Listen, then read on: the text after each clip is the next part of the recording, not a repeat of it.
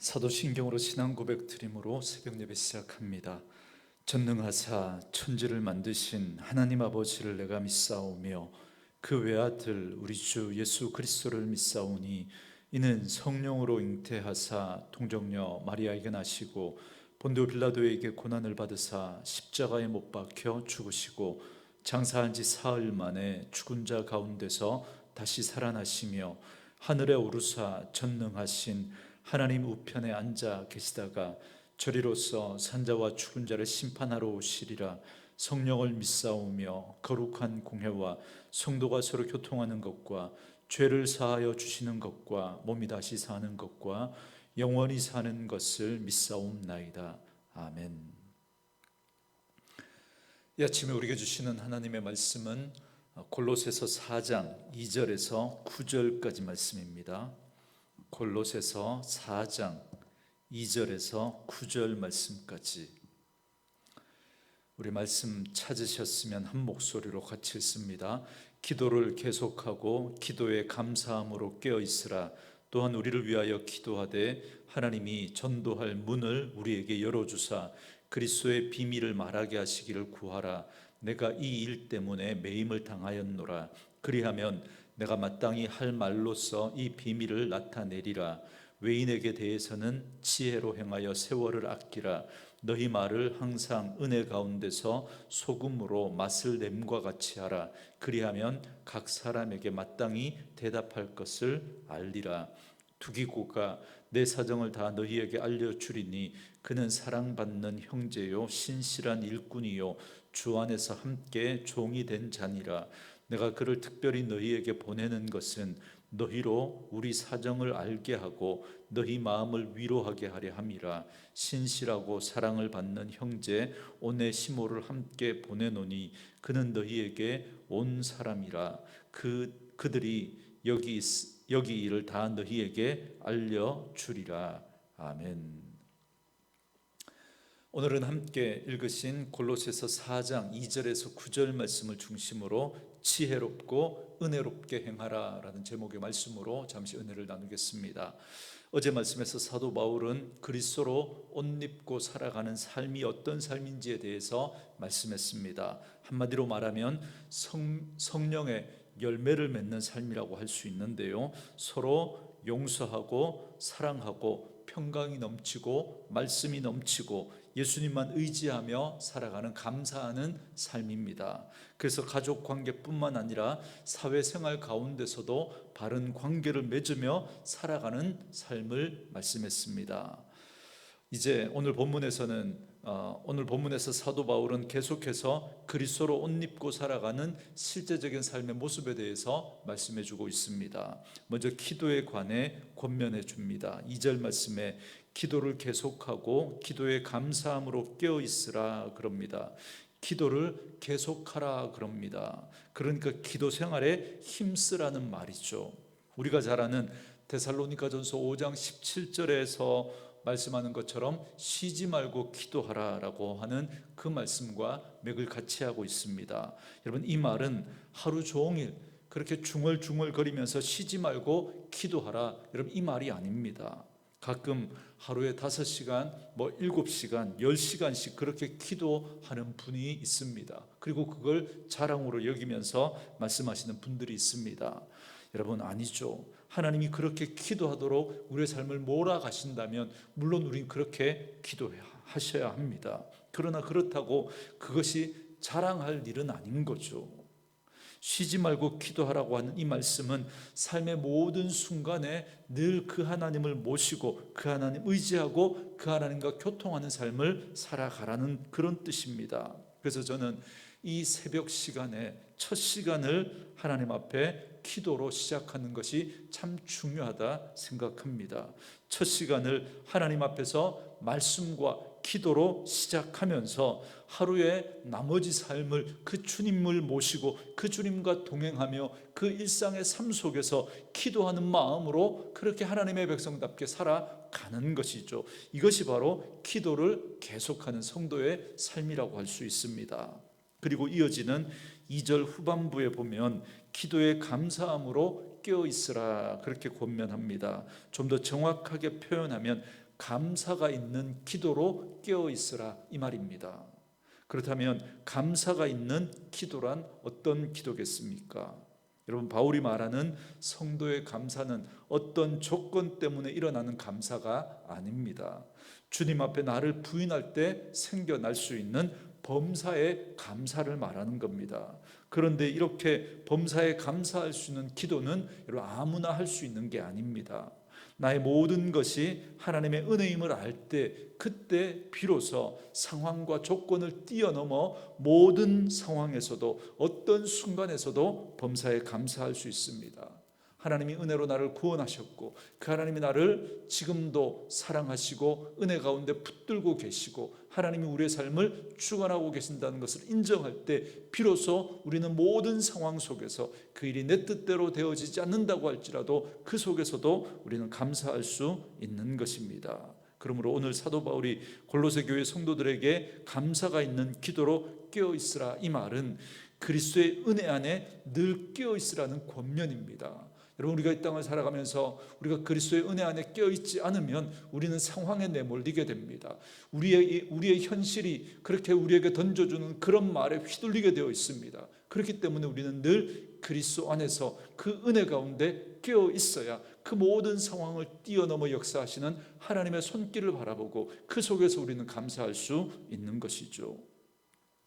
그렇기 때문에 예수 그리스도의 그 십자가의 은혜로 구원받은 우리 성도들이 우리가 하나님의 은혜 안에 있다는 사실을 잊어버린 채 살아가게 되면 범사에 감사는 있을 수 없습니다. 이건 그냥 명목상 그런 우리가 보기 좋게 하는 말에 불과한 거죠. 성도가 자신에게 주어진 그 모든 상황에 감사할 수 없다면 그건 하나님의 주권을 인정하지 않는 것입니다. 또한 내가 그리스도의 십자가의 은혜로 사망과 흑암의 권세로부터 구원받았다고 하는 이 사실도 염두하지 않고 그걸 염두에 두지 않고 살아가고 있다는 반증이기도 합니다. 그렇기 때문에 오늘 사도 바울이 골로새 교회 성도들에게 요구하는 기도는 이처럼 그리스도에 대해서 그 은혜 가운데 깨어있는 삶을 살아가라고 하는 그런 권면인 것이죠. 그런데 바울은 이처럼 감사가 있는 기도로 깨어있을 것을 권면하면서 그 기도의 중심에 자기들을 위해 자신들을 위해서 기도할 것을 요청하고 있습니다. 3절 말씀에 또한 우리를 위하여 기도하되 하나님이 전도할 문을 우리에게 열어주사 그리스도의 비밀을 말하게 하시기를 구하라. 내가 이 일 때문에 매임을 당하였노라 그럽니다. 여러분, 지금 바울은 감옥에 갇혀 있는 상황이죠.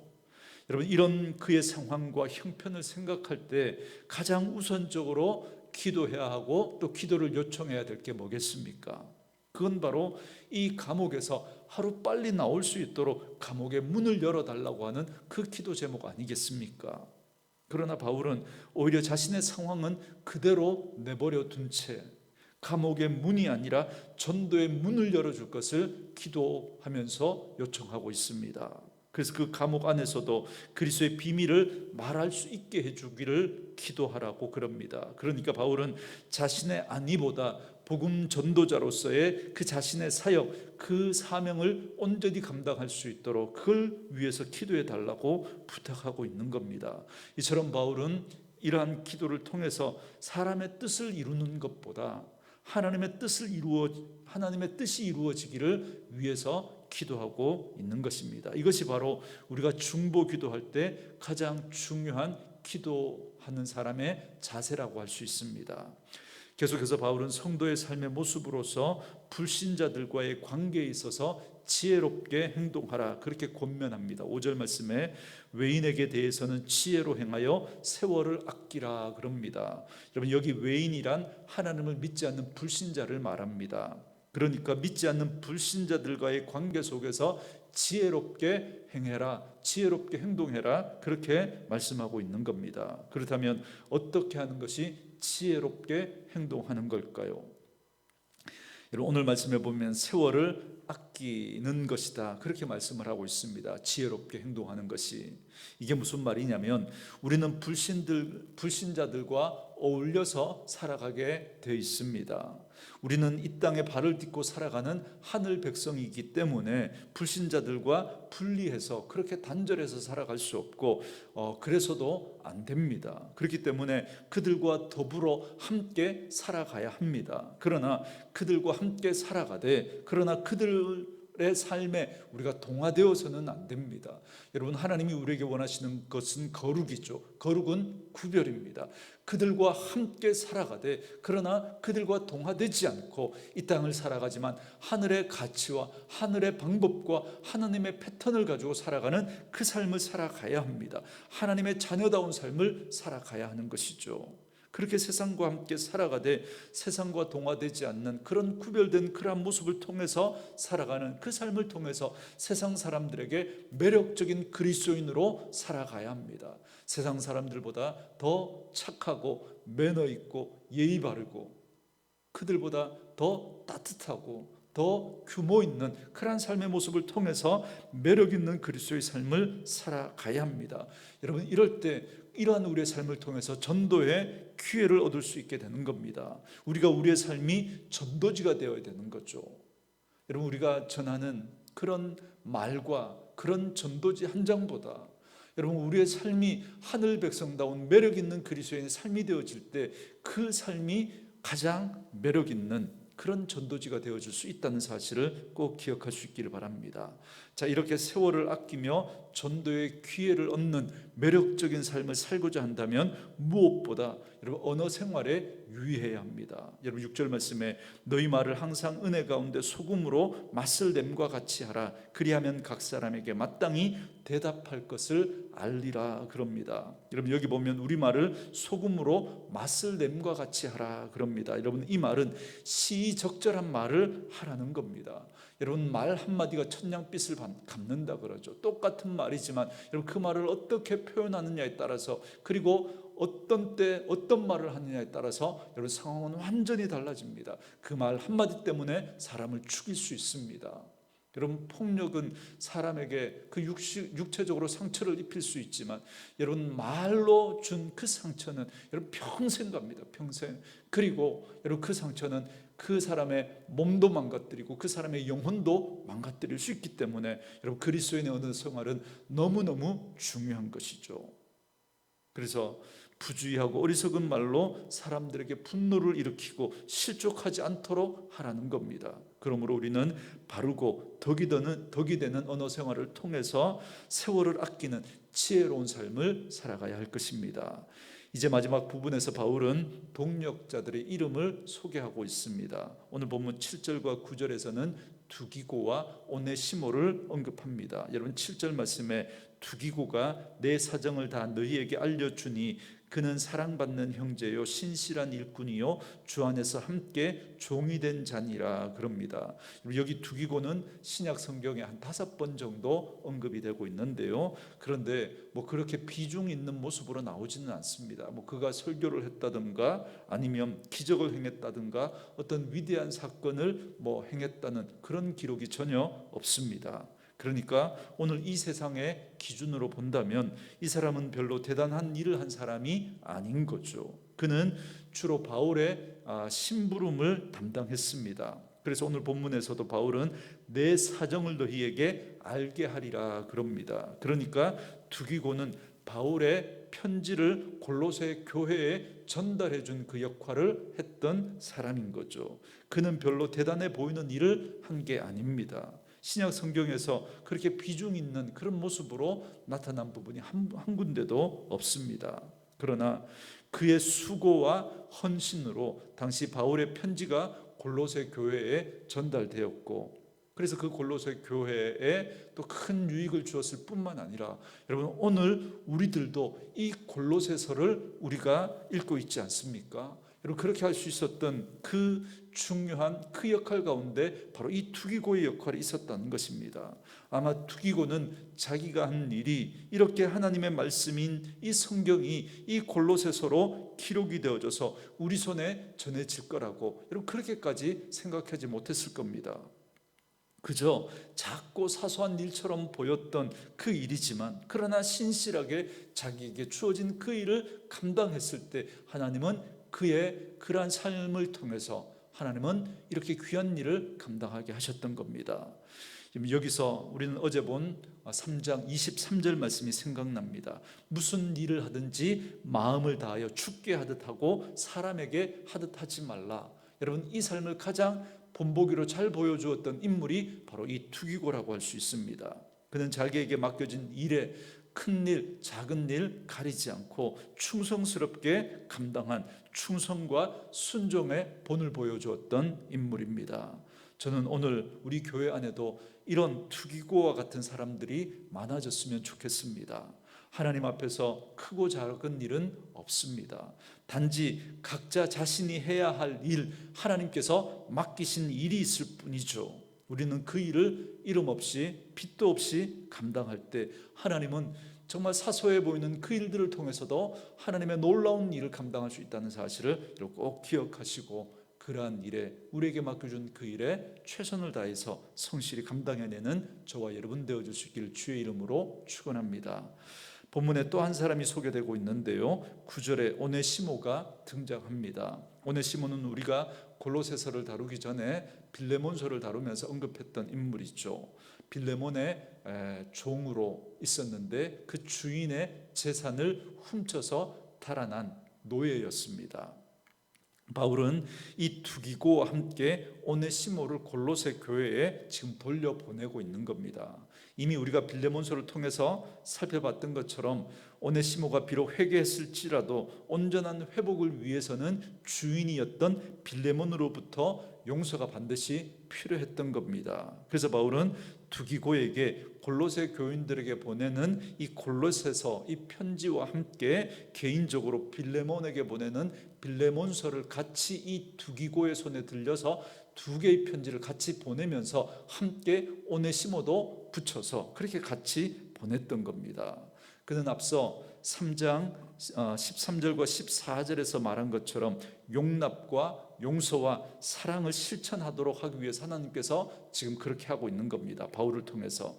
이것이 바로 온전하고 성숙한 공동체를 만들어가는 그러한 삶의 모습이기 때문에 그렇습니다. 그러므로 오늘 이 말씀을 통해서 우리는 그리스도로 옷 입는 삶이 어떤 삶인지를 우리는 다시 한번 기억해야 합니다. 그것은 어제 말씀처럼 성령의 열매를 맺는 삶이고, 피차 서로 용납하고 용서하고 사랑하며 평강과 감사가 넘치고 말씀이 충만한 삶입니다. 그리고 오늘 말씀처럼 감사가 있는 기도로 깨어 있어야 합니다. 그리고 이 땅에서 세상 사람들과 관계를 맺고 살아가지만, 그러나 그들과 동화되지 않고 그 속에서 거룩한 모습으로 구별되어서 매력적인 그리스도인의 삶을 살아가야 합니다. 그렇게 할 때 우리의 삶이 전도지가 되고, 그래서 전도의 문이 열릴 수 있게 되는 거죠.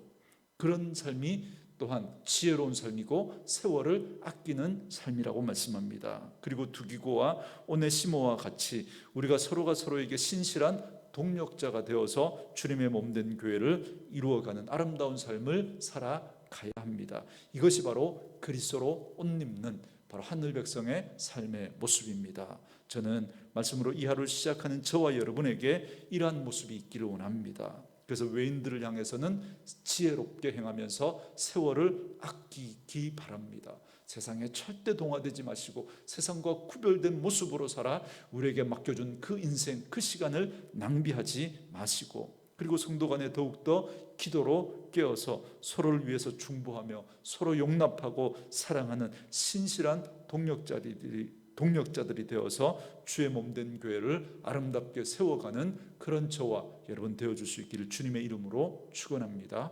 오늘 주신 말씀을 묵상하면서 이 찬양 함께 들으시고 기도하는 시간 갖겠습니다.